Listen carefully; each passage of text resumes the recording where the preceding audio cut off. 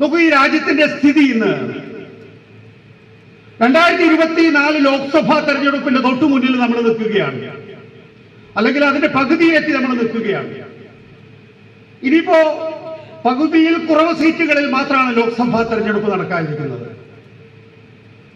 ഈ ഘട്ടമാകുമ്പോഴേക്കും സ്വാഭാവികമായിട്ടും നമുക്ക് മുന്നിലേക്ക് വരേണ്ട പ്രശ്നങ്ങളാണോ നമ്മുടെ മുന്നിലേക്ക് വരുന്നത്? യഥാർത്ഥത്തിൽ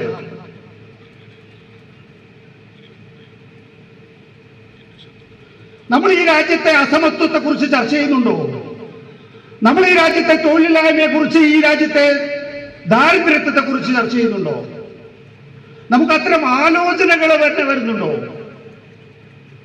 രാഷ്ട്രീയം പറയുകയല്ല, പക്ഷെ എങ്കിൽ പോലും നമ്മുടെ പ്രധാനമന്ത്രി തന്നെ നമ്മുടെ മുന്നിൽ അവതരിപ്പിക്കുന്ന വിഷയങ്ങൾ എന്താണ്?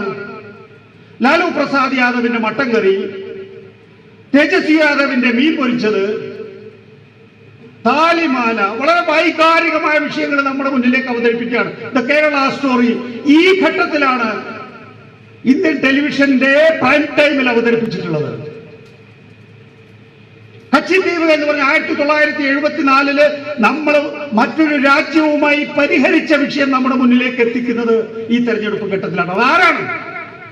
ഇന്ത്യയുടെ പ്രധാനമന്ത്രിയാണ് നമ്മുടെ മുന്നിലേക്ക് അവതരിപ്പിക്കുന്നത്. ഇതാണ് നമ്മൾ ചർച്ച ചെയ്യേണ്ടത്. നേരത്തെ ഉദ്ഘാടകൻ ചൂണ്ടിക്കാണിച്ചതുപോലെ തന്നെ കഴിഞ്ഞ ദിവസം അരവിന്ദ് കെജ്രിവാളിന്റെ ജയിൽ മോചിതനാക്കി.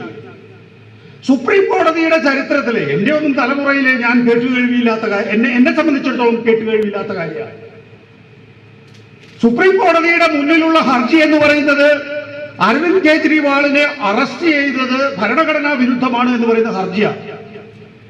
ആ ഹർജി തെരഞ്ഞെടുപ്പ് കഴിയുന്നത് വരെ നീട്ടിക്കൊണ്ടുപോകാൻ സോളിസിറ്റർ ജനറലും അസിസ്റ്റന്റ് സോളിസിറ്റർ ജനറലും ഭഗീരഥ പ്രയത്നം നടക്കുന്ന ഘട്ടത്തിൽ സുപ്രീം കോടതി ജഡ്ജി ഇങ്ങോട്ട് പറയുകയാണ്, അതെ, ഒരു കാര്യം ചെയ്യും, ഈ ഹർജി തെരഞ്ഞെടുപ്പ് കഴിയുന്നത് വരെ തീരാൻ പോകുന്നില്ല, അതുകൊണ്ട് നമുക്കൊരു കാര്യം ചെയ്യാം, ഒരു ഹർജി ഉണ്ടാക്കാം, അത് ഇടക്കാല ജാമ്യം.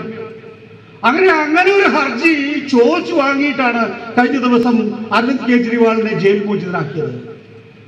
നോക്കൂ, ലോക്സഭാ തെരഞ്ഞെടുപ്പിന് മുമ്പ് അരവിന്ദ് കെജ്രിവാൾ എന്ന് പറയുന്ന ദേശീയ പാർട്ടിയുടെ അഖിലേന്ത്യാ അധ്യക്ഷനെ പിടിച്ച് ജയിലിടാൻ തീരുമാനിക്കുന്നു. കോൺഗ്രസ്, CPM അടക്കമുള്ള ദേശീയ പാർട്ടികളുടെ ഫണ്ട് മരവിപ്പിക്കാൻ തീരുമാനിക്കുന്നു. അപ്പോ ഫണ്ട് മരവിപ്പിക്കുന്നു എന്നാ ഇതേ നരേന്ദ്രമോദിക്ക് വേണ്ടി മാധ്യമങ്ങളെ നിശബ്ദമാക്കി കൊടുക്കുന്ന അദാനിയും അംബാനിയും ഒടുവിൽ പണം കൊടുക്കേണ്ടി വരുന്ന ഒരു രാഷ്ട്രീയ സാഹചര്യം തനിയെ സൃഷ്ടിക്കപ്പെടുകയാണ്. മാധ്യമങ്ങളെ സൃഷ്ടിച്ചൊന്നുമല്ല, ഒരു രാഷ്ട്രീയ സാഹചര്യം തനിയെ സൃഷ്ടിക്കപ്പെടുന്നു. ഇവരുടെയൊക്കെ ഉപദേശപ്രകാരം ഭരിക്കുന്ന ഒരു സർക്കാരിനെ സംബന്ധിച്ചിടത്തോളം പെട്ടെന്ന് ഈ പറയുന്ന മാധ്യമ സ്ഥാപനങ്ങളുടെ മേധാവിമാരായി വന്നിട്ടുള്ള കോർപ്പറേറ്റുകൾ തന്നെ ഇവിടെ മറ്റൊരു സാധ്യത ഉണ്ടാകുന്നുണ്ടോ? വളരെ രഹസ്യമായി, വളരെ ഒരു തരംഗമായി എന്നുള്ള നിലയിലുള്ള തോന്നൽ കൊണ്ടായിരിക്കണം ഒരുപക്ഷെ അവർ കൊണ്ടുകൊടുക്കുന്നത്. അതേപോലെ തന്നെയാണ് അരവിന്ദ് കെജ്രിവാളിനെ അറസ്റ്റ് ചെയ്യുന്ന കാര്യത്തിലും സംഭവിക്കുന്നത്. സുപ്രീം കോടതിക്ക് സ്വമേധയാ തോന്നി. നമുക്ക് ആ നിലയിലുള്ള ഒരുപക്ഷെ ഈ പ്രകൃതിയുടെ കളി എന്നൊക്കെ പറയില്ലേ, ദൈവവിശ്വാസം ഇല്ലാത്തവർ അങ്ങനെയാ പറയാ, പ്രകൃതിയുടെ കളി. ആ പ്രകൃതിയുടെ കളിയിലാണ് യഥാർത്ഥത്തിൽ ഈ കാര്യങ്ങളൊക്കെ സംഭവിക്കുന്നത്. ഇതൊക്കെ ആരായിരുന്നു യഥാർത്ഥത്തിൽ അവതരിപ്പിക്കേണ്ടിയിരുന്നത്? ആരിലൂടെ ആയിരുന്നു? അടിയന്തരാവസ്ഥ കാലഘട്ടത്തിൽ, ഞാനൊക്കെ അന്ന് ചെറിയ കുഞ്ഞാ, അടിയന്തരാവസ്ഥ കാലഘട്ടത്തിലെ ചരിത്രം നമ്മൾ പിൽക്കാലത്ത് വായിക്കുമ്പോ നമ്മൾ മനസ്സിലാക്കുന്നത് മാധ്യമങ്ങൾക്ക് അവിടെ റോളുണ്ടായിരുന്നു. ഈ 4-ാം തൂണിന് എന്തെങ്കിലും ചെയ്യാനുണ്ടായിരുന്നു എന്നുള്ളതാണ്.